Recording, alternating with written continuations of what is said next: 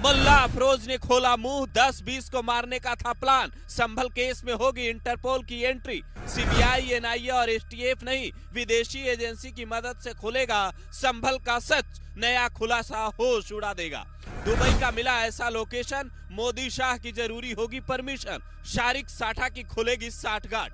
संभल case में अब दुनिया की बहुत बड़ी एजेंसी इंटरपोल की एंट्री होने वाली है, जिसका सीधा सा मतलब है इसका आरोपी विदेश में छिपा बैठा है, जिसे लाने के लिए यूपी पुलिस की एक टीम दुबई जा सकती है, क्योंकि उसके शागिर्द मुल्ला अफरोज ने जो कबूलनामा किया है वो होश उड़ा देने वाला है। उसने बताया, एक ऐप के जरिए हम लोग आपस में जुड़े थे। 24 नवंबर को मेरे बॉस शारिक ने फोन कर एक साथी को कहा कि 10-20 पुलिसकर्मी और आम लोगों को मार दो, इससे पुलिस प्रशासन डर जाएगा और पुलिस अधिकारियों के खिलाफ ही कार्रवाई शुरू हो जाएगी। डरना बिल्कुल नहीं है, क्योंकि नेताओं की ओर से पूरा समर्थन मिलेगा। यहाँ तक कि बिलाल और अयान नाम के 2 लड़कों की जो मौत हुई, उसका आरोपी भी मुल्ला अफरोज ही निकला। इसने ये कबूल किया कि शारिक गैंग ने हरियाणा और दिल्ली में कुछ दिनों पहले हथियारों की डिलीवरी की है, जिसके बाद से पुलिस शारिक साठा की कुंडली खंगालने में जुटी है। मीडिया रिपोर्ट बताती है, शारिक साठा संभल का ही रहने वाला था। शुरुआती दिनों में अपने मामा का ट्रक चलाता था। साल 1991 में उसने पहला अपराध अपने मामा के खिलाफ ही किया। उनका चीनी भरा ट्रक गायब कर दिया। उसके बाद गाड़ी चोरी, जाली नोटों का काला कारोबार और विदेशी हथियारों की तस्करी करने लगा।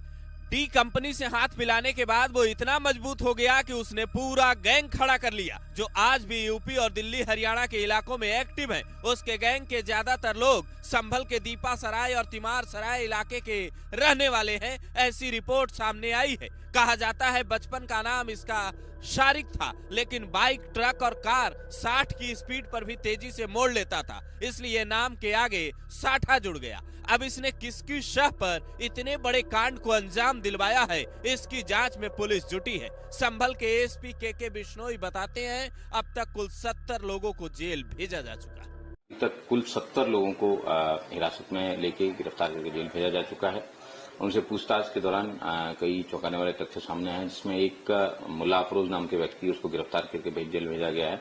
उसके पास से एक 32 बोर की पिस्टल भी बरामद हुई और 3 कार्ट्रिजेस, लाइव कार्ट्रिजेस भी मिले हैं।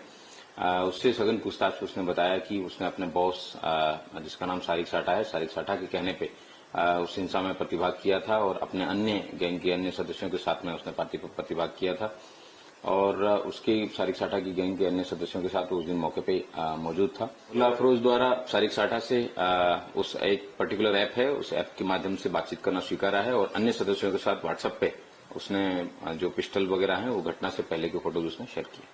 एसपी साहब का ये बयान बताता है, पुलिस का अगला टारगेट शारिक साठा को पकड़कर देश लाना है, जिसे बिना इंटरपोल की मदद के पकड़ा नहीं जा सकता। आप शायद ये जानकर दंग रह जाएं कि इंटरपोल की तर्ज पर ही मोदी सरकार ने अब भारत पोल का गठन कर दिया है। केंद्रीय गृह मंत्री अमित शाह ने बकायदा इसका पोर्टल लॉन्च किया है, जिससे ऐसे आरोपियों को विदेश से लाने में आसानी होगी। क्या है भारत पोल?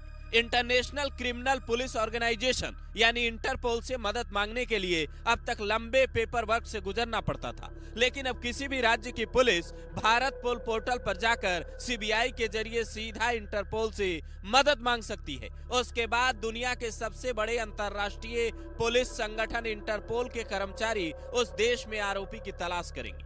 आरोपी की पुष्टि होते ही प्रत्यर्पण संधि के आधार पर उसे पुलिस के हवाले कर दिया जाएगा। अब तक विदेशों से कई ऐसे आरोपी लाए जा चुके हैं।